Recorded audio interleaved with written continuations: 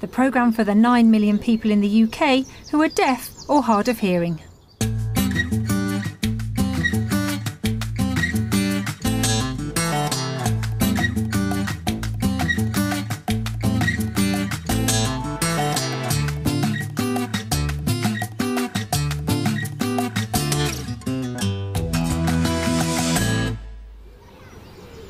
In our first programme of 2011, we look back at some of the highlights of the last 12 months. And we'll also catch up with deaf personal trainer Graham Moxon. We first met him last spring when he was considering the prospect of having a cochlear implant. 2009 was to change his life forever.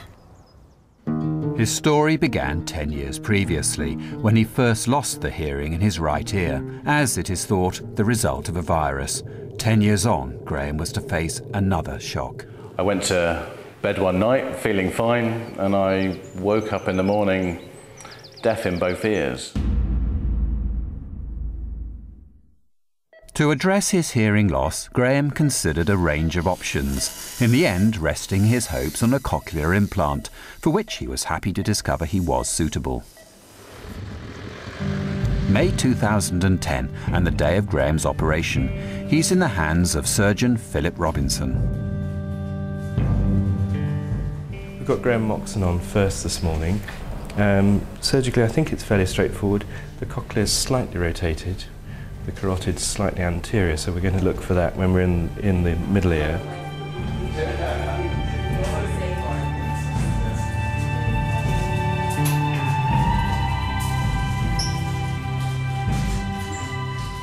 The moment Graham has been waiting for has arrived. He's anaesthetised and prepared for surgery. Get ready, steady, slide.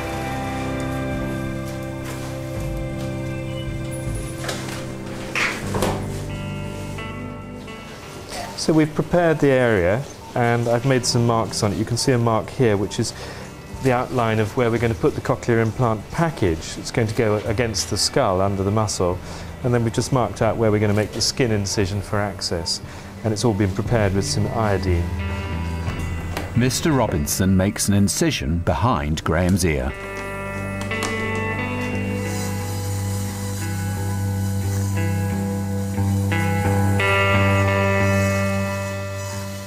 He has to create a bed in the skull for the implant to sit in.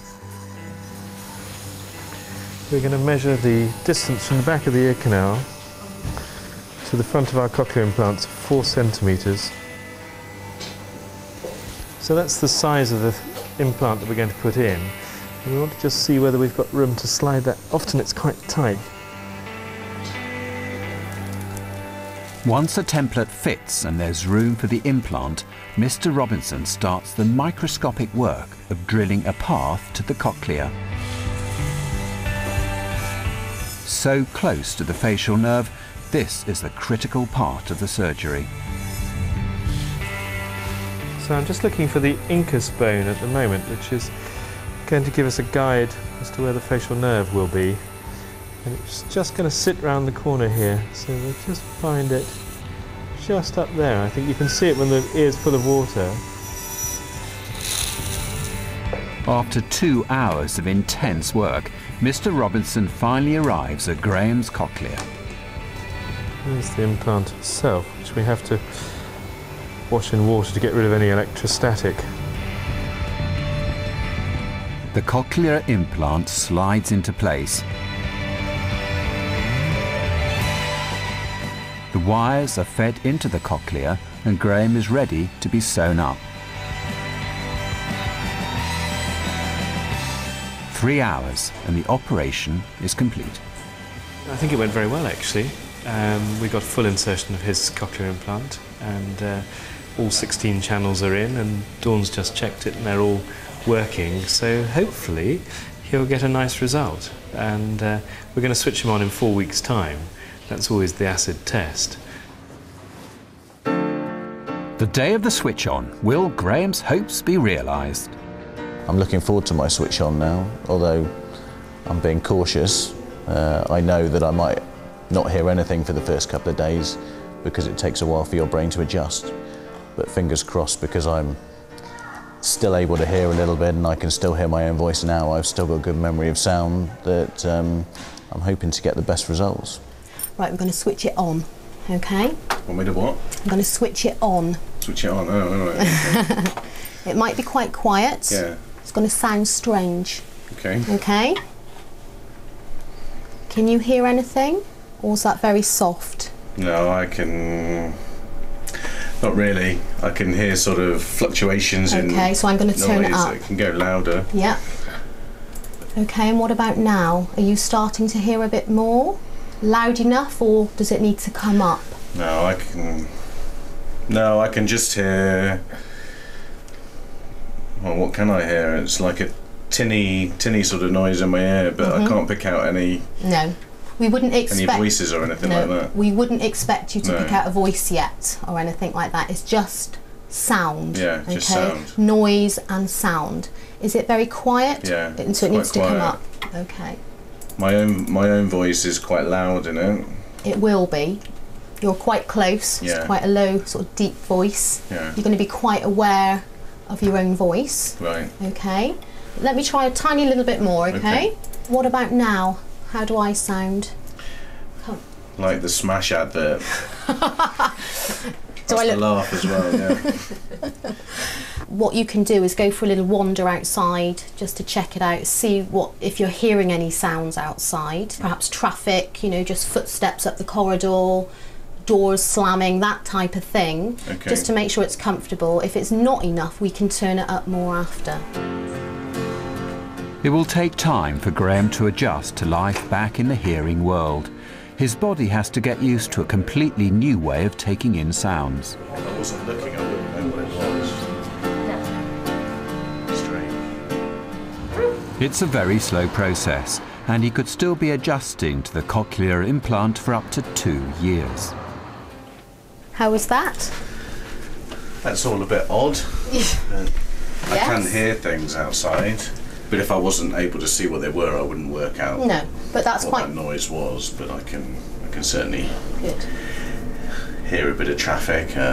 Something was reversing and beeping. Good, yeah.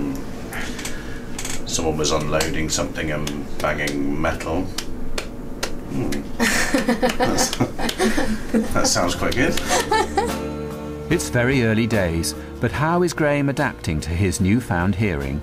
I'm still finding it tough in noisy situations. Work, for example, noisy machines, 3 or 4 people, radio in the background is still very tough, but nowhere near as tough as it was before. I can hear the microwave when it beeps. I can hear the kettle when it's boiling. The implant, you get something called a direct connect, where you can actually plug an MP3 player directly into that. So I've been trying to listen to some of my old music that I used to listen to before I lost my hearing, and I was upstairs, too much information for the camera, but I was upstairs going to the toilet upstairs, and I was listening to it, singing along, and I didn't realise how loud I was singing it. Vicky could hear me down here singing along to Pink Floyd, but don't put that don't put that on the record.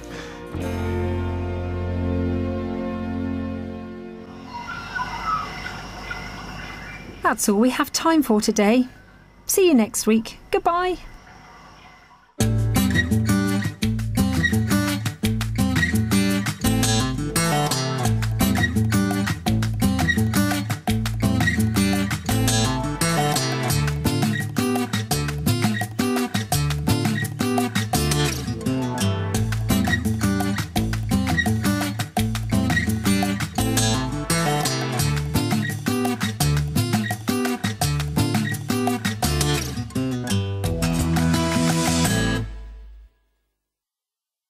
Are you guys telling me you've never told a little white lie to get a bit of action?